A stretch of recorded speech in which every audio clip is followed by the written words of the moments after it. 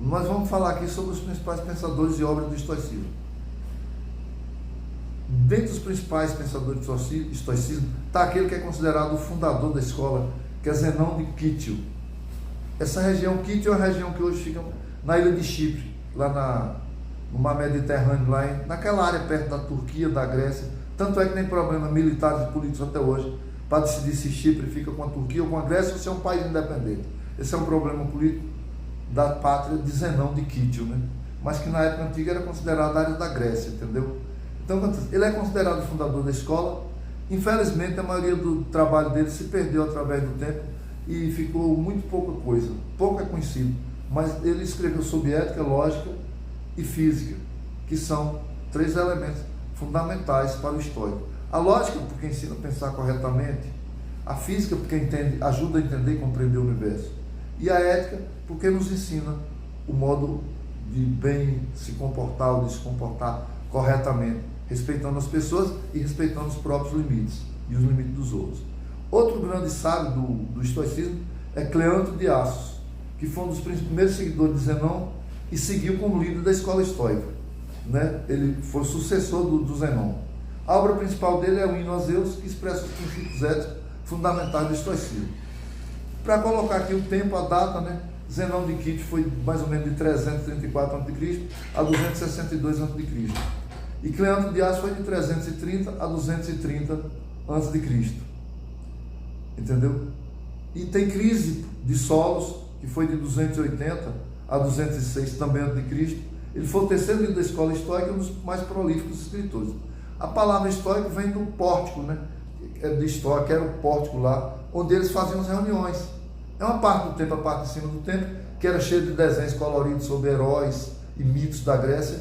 Era uma parte bonita assim da entrada, que fica, né, o pórtico, um portal assim, com desenhos bonitos, e eles se encontravam nessa parte lá do edifício, e por isso que era chamado a filosofia do pórtico, porque era no pórtico que eles se encontravam.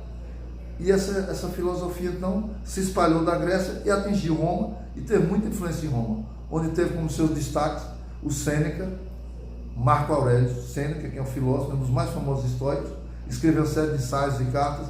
Nós temos a obra dele, por exemplo, Cartas a Lucílio, sobre a felicidade, e o maior deles, na minha opinião pessoal, se eu posso dizer um pouco disso, é o imperador Marcos Aurélio, que era um homem sábio, um homem que não se deixou embevecer pelo poder. Ele teve poder, né? O cara é imperador de Roma e não entrou na loucura daqueles imperadores de Roma que ficavam obcecados pelo poder e não tinham sabedoria. Marco Aurélio sempre pautou a sua vida pela sabedoria e pela racionalidade. Então, um verdadeiro filósofo estoico. Tem Epiteto, que nasceu como escravo, mas se tornou um dos mais importantes filósofos estoicos. Escreveu um livro, Enquiridion, que é um livro, que é um manual, né? uma introdução concisa à filosofia estoica, e que ele ajuda a entender como viver corretamente. É muito interessante, porque o epíteto, para alguns epiteto, é um nome grego, romano, isso aí varia a pronúncia através dos tempos, e você pronuncia como você quiser. Em português você poderia dizer epiteto. E é o seguinte, ele é um homem que vai nos ensinar daquela questão fundamental do estoicismo, que é você encarar as coisas que dependem de você e não se desgastar pelas coisas que não dependem, né? Marcos Aurélio é um dos maiores dele, deixou um conjunto de escritos que hoje nós chamamos de meditações. É uma coleção de reflexões pessoais sobre o dever, o autocontrole e sobre a ética. Esses são apenas alguns dos principais pensadores. Tem outros, mas esses são os principais, entendeu? E nós temos então uma obra que era maravilhosa, mas infelizmente nós não recebemos todas essas obras da antiguidade. Muito foi perdido. Nós temos fragmentos, e mais fragmentos até do período romano, que os romanos documentaram mais, e também está mais longe do tempo dos gregos, né? 300 anos antes de Cristo está mais longe do que 150 depois de Cristo, né? Então o período mais próximo de nós temos mais material. Os antigos perderam.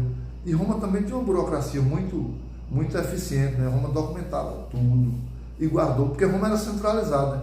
Roma era um império que tinha um comando ali que centralizava e documentava as coisas. A Grécia era mais fragmentada, cidades-estado, cada um tinha seu governo, sua política, muitas vezes em guerra uma com a outra, e às vezes você perdia as coisas eram queimadas, ou as coisas eram perdidas, e um governo de uma cidade grega não estava preocupado com os arquivos da outra cidade.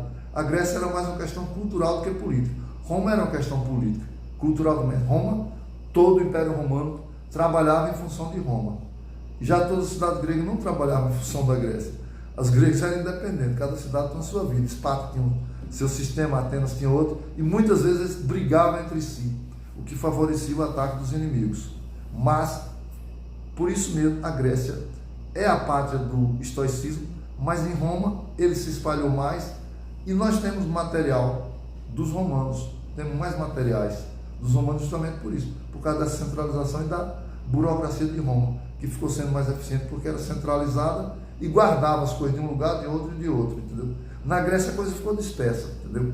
Por isso nós não temos muito material, ficou dispersa em guerras entre uma cidade e outra, então não tem um arquivo grande do estoicismo grego comparativo com o estoicismo romano, mas são escolas frutíferas, certo? E que nos chegaram até hoje no conjunto. Tem material grego, tem material romano, mas o principal que eu estou dizendo é o material romano, e principalmente o trabalho de Marco Aurélio. Você pode ter acesso a ele, procure na internet, lá, Meditações de Marco Aurélio, e tem também Epiteto, também tem material dele também, que nós podemos ler, entendeu? E aprender com esses grandes sábios. É isso aí.